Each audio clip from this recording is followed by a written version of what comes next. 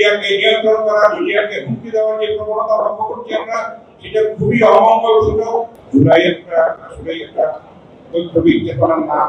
দীর্ঘ সংগ্রামের পর জেল, জুলুম, হত্যা, লুণ্ঠন, ধর্ষণের সেঞ্চুরি, সম্পদ পাচার, একটা নৃশংস স্বৈরাচার যেগুলি আপনারা আলোকচিত্রে দেখেছেন, সেটা পেয়ে 36 জুলাই একটা প্রাথমিক বিজয়। আসলে সামনে বড় চ্যালেঞ্জটা আছে, সেটা হলো একটা সুস্থ গণতান্ত্রিক একটা বৈষম্যমুক্ত সমাজ গঠনের ক্ষেত্রে একটা নির্বাচিত একটা রাজনৈতিক সরকার যখন দায়িত্বটা নেবেন, তখন কিন্তু আমরা সেই সরকারের পথে অনেকখানি এগিয়ে যেতে পারবো। সেই পথে আপনারা জানেন গতকালই একটা রোডম্যাপের মতো কিছুটা ঘোষণা করেছে, আমরা সেটাকে স্বাগত জানাই। এবং আমি বলবো যে সরকারের উচিত রাজনৈতিক দলগুলিকে আস্থায় নিয়ে তাদের অঙ্গীকার আদায় করে যে সংস্কার প্রক্রিয়া চলছে সেগুলি যেটুকুই বাস্তবায়ন হয়েছে বাকিগুলো হবে। আলটিমেটলি কিন্তু রাজনৈতিক দলগুলি বাস্তবায়ন করবে, সেগুলি তাদেরকে আস্থায় নিতে হবে এবং এগিয়ে যাবে একটা বাংলাদেশ একটা সুস্থ গণতান্ত্রিক সংস্কৃতির প্রতিষ্ঠা, চর্চা এবং বিকাশের জন্য একটা মুক্ত গণমাধ্যম প্রয়োজন। কিন্তু আমরা দেখতে পাচ্ছি একটা ফেসিবাদের ভাষা এখন আমরা দেখতে পাচ্ছি, আমরা এটা নিন্দা করছি। মিডিয়াকে নিয়ন্ত্রণ করা, মিডিয়াকে হুমকি দেওয়ার যে প্রবণতা লক্ষ্য করছি আমরা, সেটা খুবই অমঙ্গলজনক। এটা কোনোভাবে গ্রহণযোগ্য নয়, এটা খুবই অনাকাঙ্ক্ষিত এবং আমরা এটা নিন্দা প্রতিবাদ করেছি। কোনোভাবে মিডিয়াকে নিয়ন্ত্রিত করে হুমকি দিয়ে একটা গণতান্ত্রিক পরিবেশ কিন্তু তৈরি করা যায় না।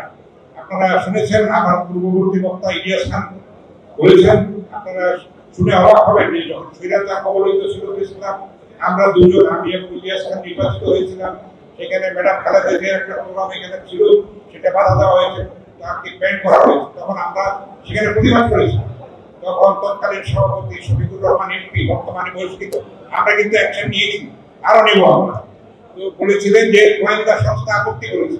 তখন আমি প্রশ্ন তুলেছিলাম যে গোয়েন্দা সংস্থার কথা মতো কি প্রেস ক্লাব চলে কিনা, 70 বছরের প্রতিষ্ঠা।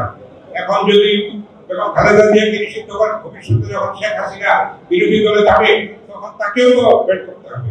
তো এইটা কিন্তু আপনারা মনে রাখবেন। এটা আমাদের বক্তব্য কিন্তু গ্রহণ করে না, আমরা প্রতিবাদে ওয়াকআউট করেছিলাম সেই সময়। এবং আপনারা শুনে আশ্বস্ত হবেন যে সাইদ খান যেটা বলেছে, আমরা কিন্তু অ্যাকশন নিয়েছি। মির্জা ফখরুল ভাইকে যারা লাঞ্ছিত করেছে তাদেরকে আমরা বহিষ্কার করেছি, আরো করবো আমরা। এই প্রক্রিয়া চলমান আছে।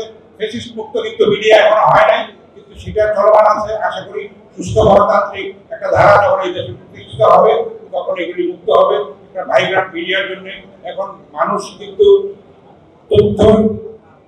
তথ্য পাওয়ার জন্য তারা ফেসবুক সহ সামাজিক যোগাযোগ মাধ্যমে তারা নির্ভরশীল হচ্ছে। আমরা যদি দায়িত্বশীলতার পরিচয় দিতে না পারি তাহলে কিন্তু সেই অপতথ্যটা ছড়িয়ে পড়বে এবং সেটা কখনো কখনো দেশের স্বাধীনতা সার্বভৌমত্বের জন্য হুমকি হয়ে দাঁড়াতে পারে। সুতরাং সাংবাদিকদেরও উচিত দায়িত্বশীলতার সঙ্গে কাজটা সম্পাদন করা, বস্তুনিষ্ঠতার সঙ্গে তথ্যগুলি পৌঁছে দেওয়া।